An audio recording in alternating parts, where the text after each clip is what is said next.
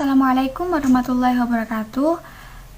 Nama saya Almadiana Novitasari. Di sini saya dan teman-teman saya dari kelompok 5 yang terdiri dari saya sendiri, Ozair dan juga Radiatan Martiah akan menjelaskan materi presentasi Table of Contents. Oke, di sini kita akan membahas dua pembahasan. Yang pertama adalah hakikat dan urgensi bimbingan konseling dan kedua adalah komponen program bimbingan konseling. Oke. Yang pertama, konseling ini dilakukan oleh individu yang akan melakukan proses perkembangan dari diri mereka sendiri untuk mendapatkan kematangan dan kemandirian dalam setiap individu. Tujuan dari adanya konseling ini adalah untuk mencapai tujuan yang diinginkan oleh konseli, yaitu bimbingan, karena mereka itu masih kurang pemahaman tentang dirinya dan juga tentang lingkungannya. Pada saat layanan bimbingan konseling dilakukan, maka konseli ini bebas untuk menceritakan apa masalah yang mereka alami. Pada saat ini layanan bimbingan konseling di sekolah sudah lebih baik daripada masa sebelumnya, karena kan guru BK atau konselor ini sudah sangat mengembangkan proses bimbingan dan konseling dengan baik. Konselor itu juga sangat memfokuskan apa saja pemahaman di dalam menyelesaikan masalah yang terjadi pada konseling. Oke, kemudian pada saat perkembangan ini tidak selalu berjalan dengan mulus, pasti ada hambatan ataupun ada hal yang tidak sesuai dengan yang diinginkan oleh konselor maupun konseli itu tersebut. Pengembangan konseling itu tidak lepas dari pengaruh lingkungan, jadi dari diri mereka pasti ada lingkungan yang baik ataupun yang kurang baik, dan itu sangat berpengaruh pada setiap masing-masing individu.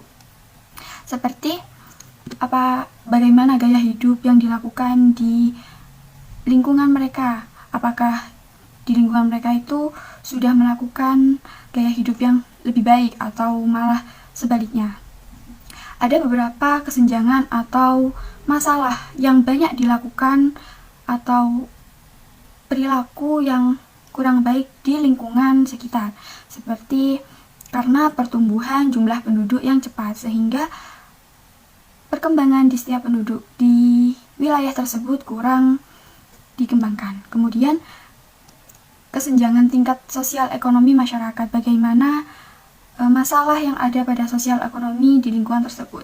Kemudian karena teknologi informasi yang semakin berkembang ini, apakah lingkungan tersebut itu menggunakan teknologi dengan baik atau malah sebaliknya.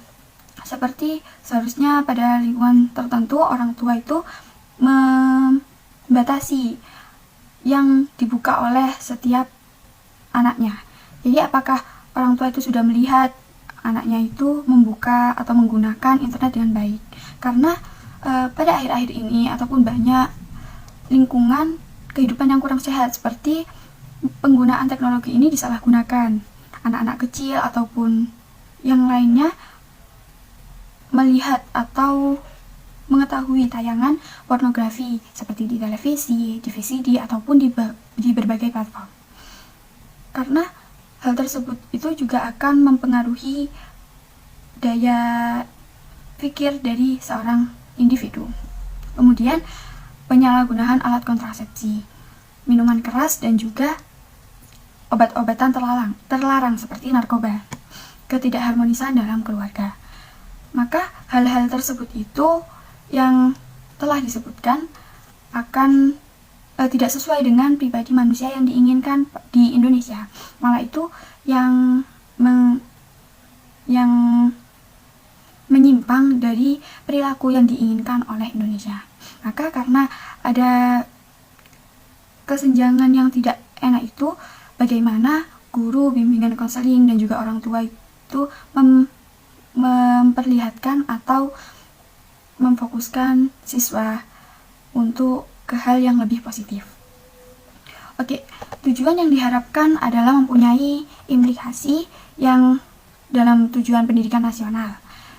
Untuk semua tingkat pendidikan itu memantapkan proses pendidikannya secara bermutu ke arah pencapaian tujuan pendidikan tersebut.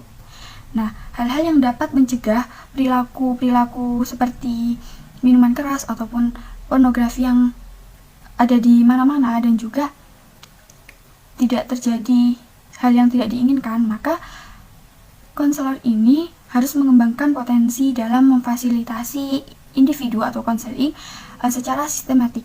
Kemudian proses yang dilaksanakan harus terprogram untuk mencapai standar kompetensi yang diinginkan. Kemudian penjelasan akan dilanjutkan oleh teman saya. Topik selanjutnya yaitu tentang komponen program bimbingan dan konseling. Komponen program bimbingan dan konseling ini terdiri dari 4 komponen, yaitu yang pertama pelayanan dasar bimbingan, kedua pelayanan responsif, ketiga pelayanan perencanaan individual, dan yang terakhir yaitu dukungan sistem.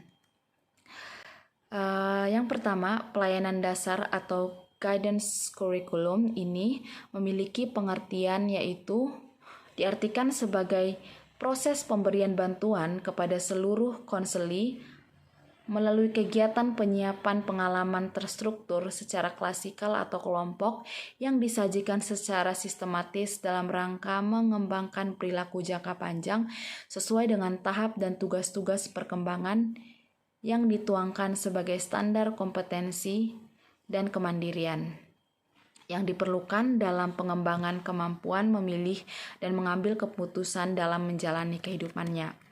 Adapun tujuan dari pelayanan ini yaitu membantu semua konseli agar memperoleh perkembangan yang normal, memiliki mental yang sehat, dan juga memperoleh keterampilan dasar hidupnya.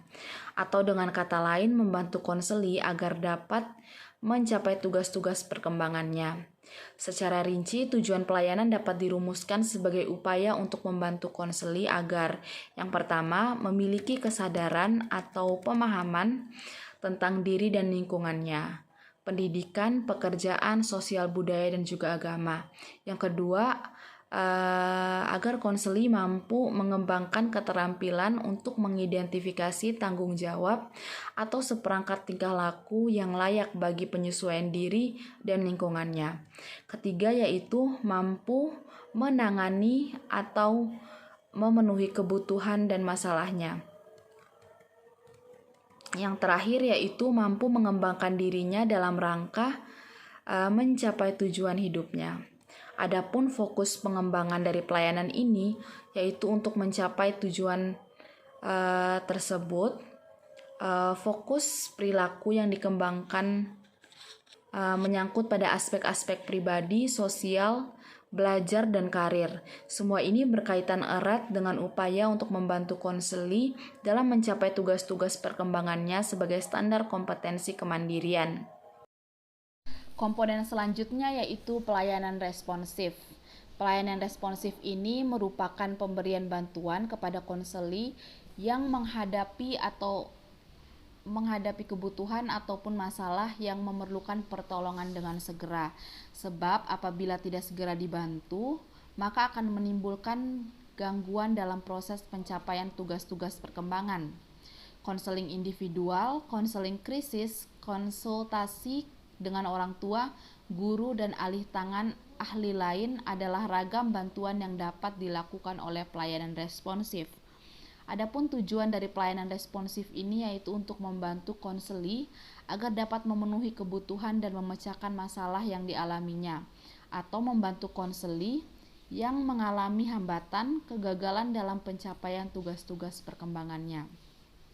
Tujuan pelayanan ini dapat dikemukakan sebagai upaya untuk mengintervensi masalah-masalah atau kepedulian pribadi konseli yang muncul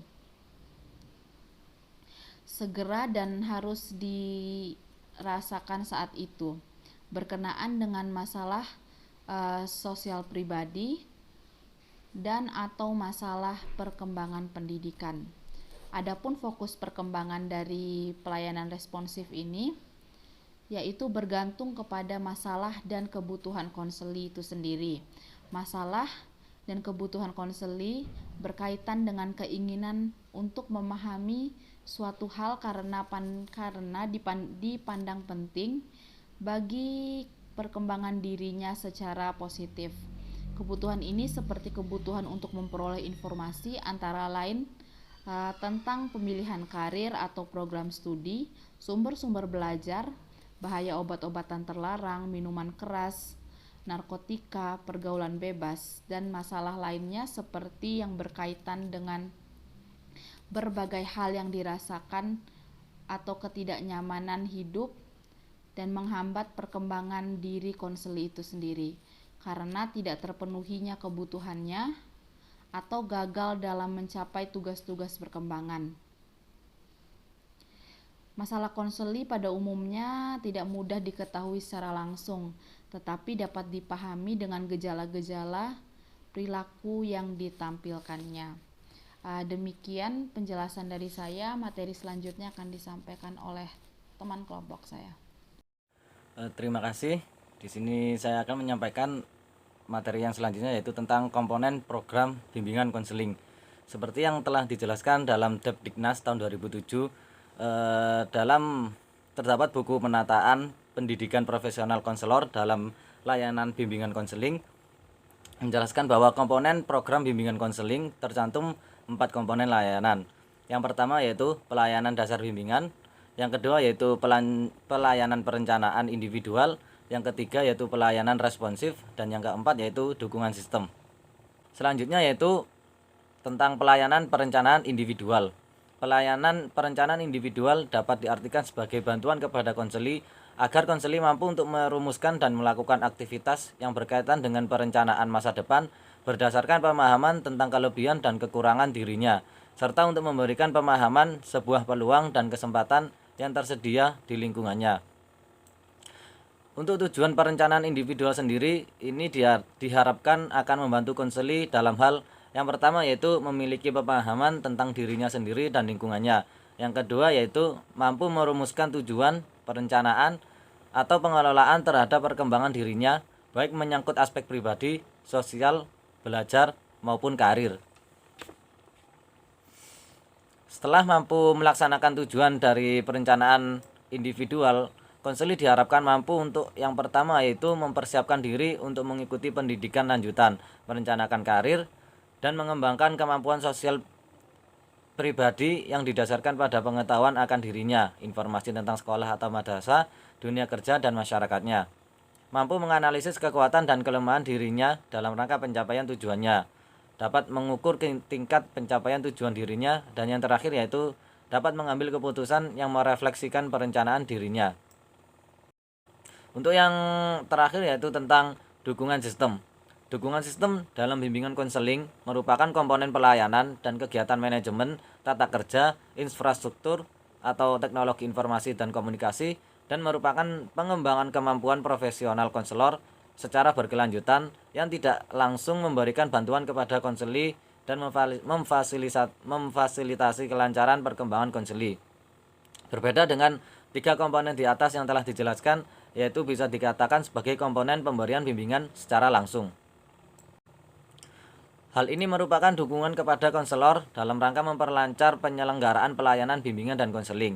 Dan adapun dukungan sistem yang akan didapat dan akan berjalan lancar jika meliputi yang pertama yaitu pengembangan jejaring, yang kedua yaitu kegiatan manajemen, yang ketiga yaitu pengembangan profesionalitas, yang keempat pemberian konsultasi dan berkolaborasi, yang kelima yaitu manajemen program, dan yang keenam yaitu riset dan pengembangan. Untuk pengembangan jejaring, yaitu sebuah pengembangan jejaring yang juga menyangkut pada kegiatan konselor, yang meliputi 1.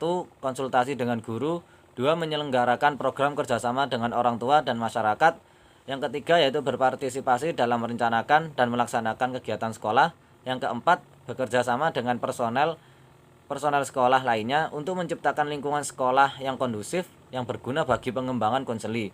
Yang kelima yaitu melakukan penelitian sebuah masalah yang berkaitan dengan bimbingan dan konseling. Yang keenam yaitu melakukan kerjasama atau berkolaborasi dengan ahli lain yang terkait pelayanan bimbingan dan konseling. Selanjutnya yaitu kegiatan manajemen.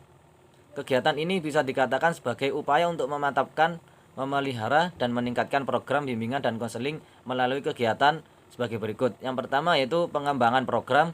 pengembangan staf, pemanfaatan sumber daya, dan yang terakhir yaitu pengembangan penataan kebijakan. Selanjutnya yaitu pengembangan profesionalitas. Hal ini sangat penting bagi konselor karena konselor harus terus-menerus berusaha memutakhirkan pengetahuan dan keterampilannya melalui yang pertama yaitu in-service training, yang kedua yaitu aktif dalam organisasi profesi, yang ketiga yaitu aktif dalam kegiatan ilmiah seperti webinar dan workshop. Yang keempat yaitu melanjutkan studi ke program yang lebih tinggi atau pasca sarjana. Selanjutnya yaitu yang keempat, pemberian konsultasi dan berkolaborasi. Dalam hal ini, perlunya konselor melakukan konsultasi dan berkolaborasi dengan guru, orang tua, staf sekolah, dan pihak institusi di luar sekolah yang akan membantu konselor untuk mendapatkan informasi, umpan balik tentang pelayanan bantuan yang telah diberikan kepada para konseli, menciptakan lingkungan sekolah yang kondusif bagi pengembangan konsuli, melakukan referral, serta meningkatkan kualitas program bimbingan dan konseling. Strategi ini juga berkaitan dengan upaya sekolah untuk menciptakan kerjasama dengan unsur masyarakat yang dianggap relevan dengan upaya peningkatan mutu bimbingan dan konseling. Yang kelima yaitu manajemen program. Sebuah program pelayanan bimbingan dan konseling tidak akan berjalan dengan lancar dan terselenggara dengan baik ketika suatu pengelolaan manajemen yang tidak memiliki program yang bermutu, tidak jelas, dan tidak sistematis, dan tidak terarah. Maka diperlukan sebuah manajemen program bimbingan konseling agar terwujudnya program yang telah disusun tersebut berjalan dengan baik. Yang terakhir yaitu riset dan pengembangan. Sebuah aktivitas yang berhubungan dengan pengembangan profesional serta berkelanjutan yang meliputi yang pertama yaitu merancang, melaksanakan, dan memanfaatkan penelitian untuk meningkatkan kualitas layanan bimbingan dan konseling, dan sebagai sumber data bagi kepentingan kebijakan di sekolah serta implementasi untuk kerja profesional konselor. Yang kedua yaitu merancang, melaksanakan, dan mengevaluasi aktivitas pengembangan diri konselor sesuai dengan standar kompetensi konselor. Selanjutnya yaitu mengembangkan kesadaran komitmen terhadap etika profesional. Dan yang terakhir yaitu berperan aktif dalam organisasi dan kegiatan bimbingan dan konseling. Mungkin seperti itu tentang komponen program bimbingan konseling. Terima kasih.